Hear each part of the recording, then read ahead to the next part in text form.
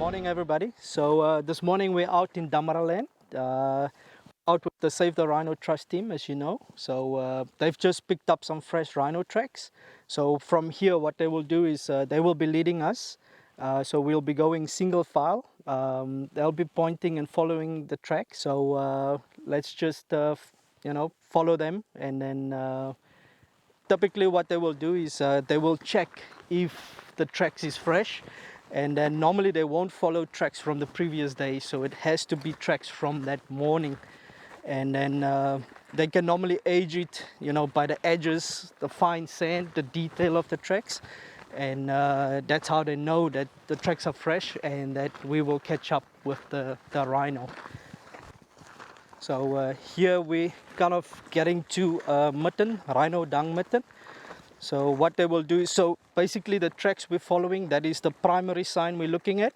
But then, to age it a bit more accurate, you have to look at the secondary sign. So normally that's where they would urinate or, leave that dung. Now, typically it's in a dung mitten. So here they've already checked.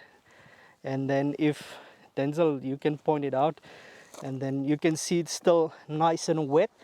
You have a lot of moisture in there. So we're pretty sure that the rhinos are in the area. It's very fresh. So as the rhinos are moving through the territory, they'll use certain sites, which is the dung mittens. And this is how they're marking their territory or communicating with each other. And then some of the mittens are smaller mittens, they're randomly used, but then you have the main mittens that they regularly use. So that's also a way of tracking the rhino. Apart from knowing which sources, water sources they're utilizing or springs, you can also go to these mittens. If you know the rhino is in that area, you can go to these dung mittens and then hopefully pick up some fresh sign by the fresh droppings that you find at these dung mittens. The trackers call it the post office because the rhinos communicate mostly through smell, and this is where they leave their messages. So that is their ID cards. So this will tell each rhino in the area who's in the area, if they're ready for mating, or just who's passing through the area. So that is what the trackers call the rhino post office. So we've picked up the tracks. We've seen from the dung that the rhinos passed here about 6 o'clock in the morning. It's just about past 8 going to 9. So what's happening now is the guys is going to take the tracks. They're going to follow these rhino tracks step by step to where the rhinos are. So what we're going to do is these guys are pretty fast on the tracks. They're walking at a speed. We'll probably won't be able to keep up. So what we will do is we'll drive around and then wait for them at a certain location. And that's where we will meet up with them and see how close we're getting to the rhino.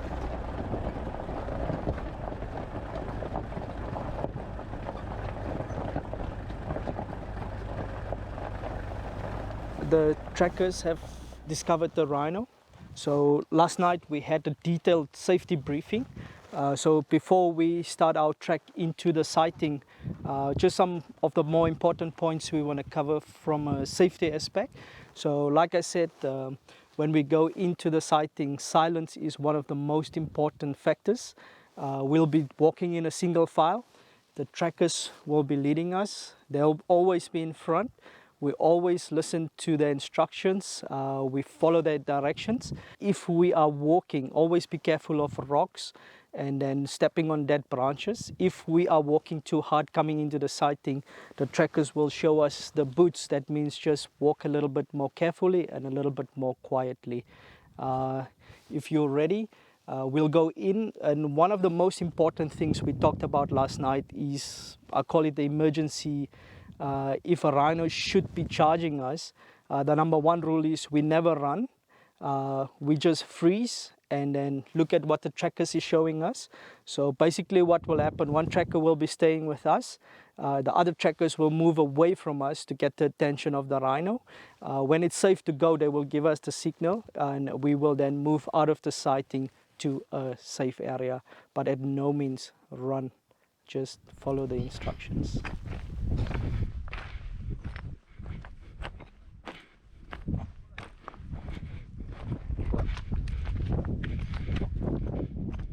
on the tracks following the rhino, I see some older sign. So will you be able to tell how old this is, and if it was from one rhino or different rhinos that left the marking? Yeah, the dung we see here is about 3 days old. So how are you looking at the dryness and then?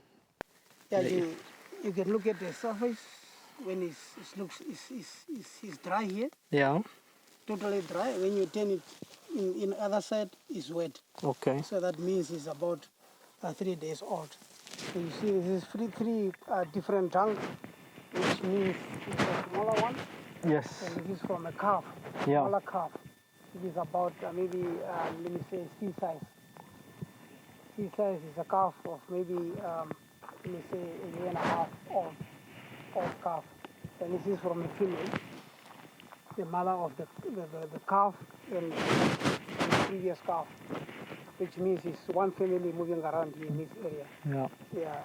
So that typically goes, from the norm where we say black rhinos is very solitary, but in actual fact they do have family bonds, and then sometimes also what you can call friendship. So sometimes you don't always see them all alone.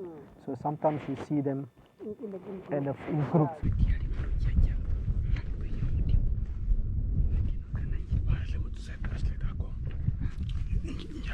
One of the trackers just came back. They haven't been gone too long, so probably there's some positive news.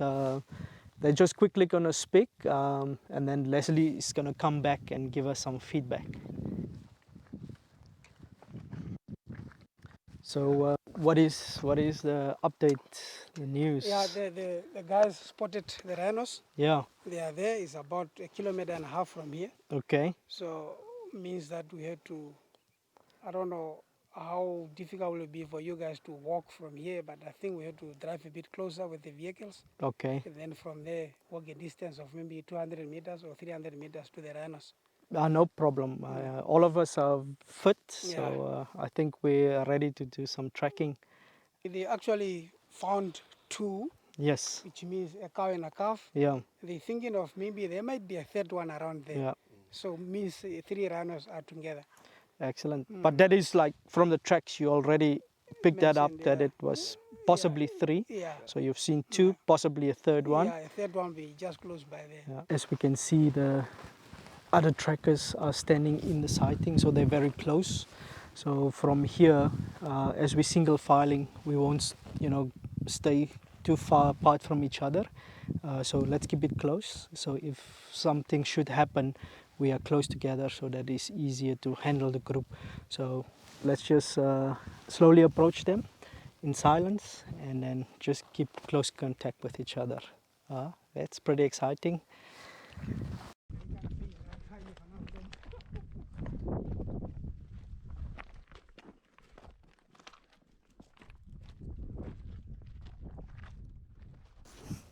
So after a very successful trek, we've finally caught up with the rhino.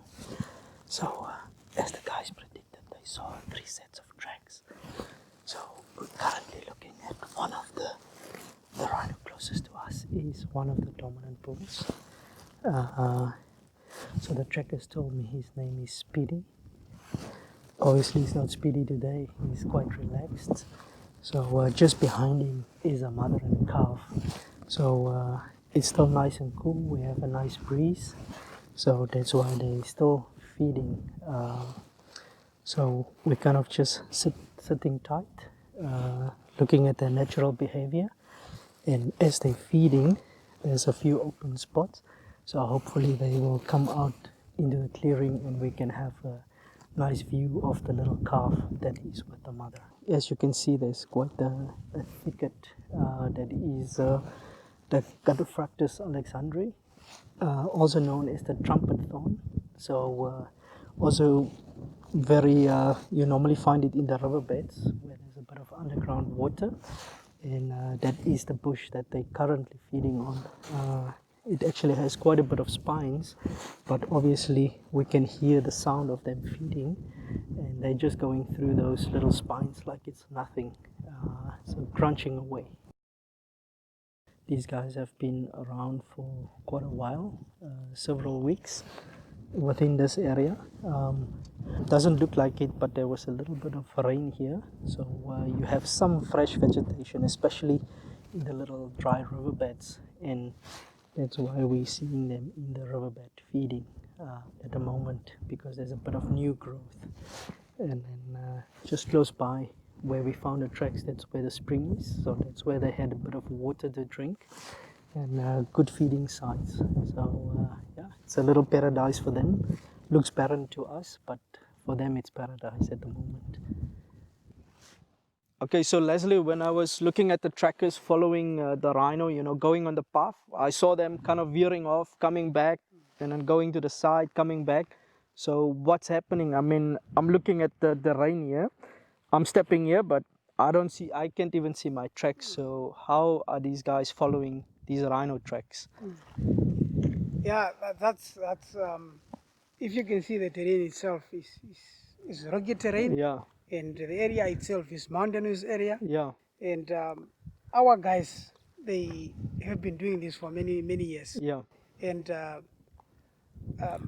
they found it difficult to do trekking in this kind of terrain because, like you said, you can't see even your own tracks. You can't see them at all. Yeah. So it is very difficult to follow around on this terrain. Yeah. So, and the guys are used to it. They did it for many years. Yeah. And just looking at the rock kicked around by the rhino, and they know the size of the rhino footprints, how it looks like. So then they can see it's like not maybe a giraffe, but it's a rhino walking. A rhino, because it steps more, the place more flatter than a giraffe. Yeah. So because the foot is like a round foot. Yeah. The rhino foot is around.